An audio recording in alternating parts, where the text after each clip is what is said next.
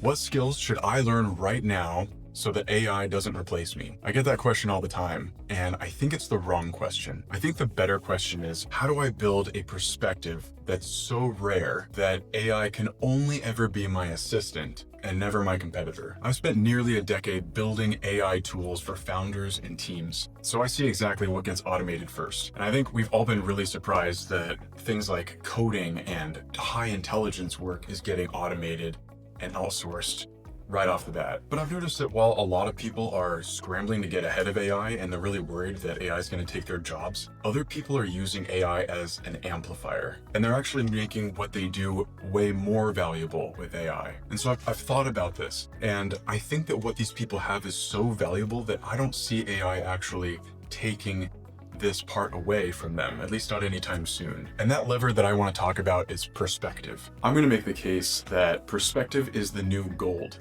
And if you want to succeed in the coming years, you need to learn how to mine this resource. So first, let me just paint the picture that probably a lot of people are thinking of, which is the scary future. And the scary future is where AI takes over everybody's jobs. There's nothing left for you to do. There's no way that you can earn money, and everything you care about is now outsourced, and there's no human touch to it. You can't earn money.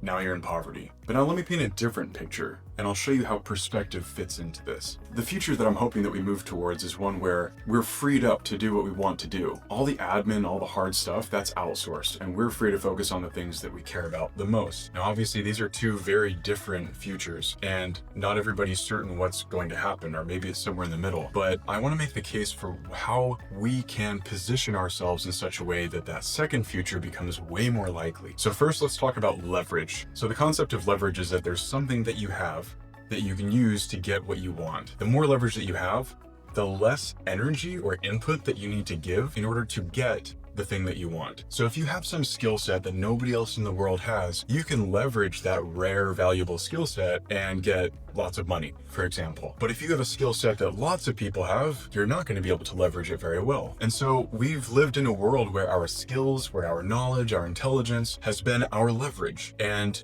the scary thing is that as AI is getting better and better and better, we're seeing in real time that our leverage, what we've thought about as our leverage, is rapidly shrinking. It's evaporating. Now, I'm going to make the case that the ultimate leverage is perspective. Now, perspective, it's just the way that you see things. It's your taste, it's your flavor on experience, and you gain perspective with experience. Now, hopefully you can see that this is the one thing that AI can't replicate now, but probably won't be able to replicate for the foreseeable future. So for example, if you were to talk to an AI and it told you about an experience that it had, well, first, you're not going to believe it, but second off, because it doesn't have that human element to it, and you know that whatever it says that it felt and it experienced, it probably didn't, at least not yet. Most of us understand that on an intuitive level, when an AI says that it's felt something before or it can understand something, we know that that's not real. It might be kind of superficially comforting if we're looking for empathy, but it's not something that we can intuitively trust because we know that the AI it doesn't have any kind of real experience in the 3D world. Okay, so think about this for a minute. If you get your perspective via experience, think about the stereotypical, amazing jobs out there, the ones that we all kind of look at and ooh and ah over. It's like,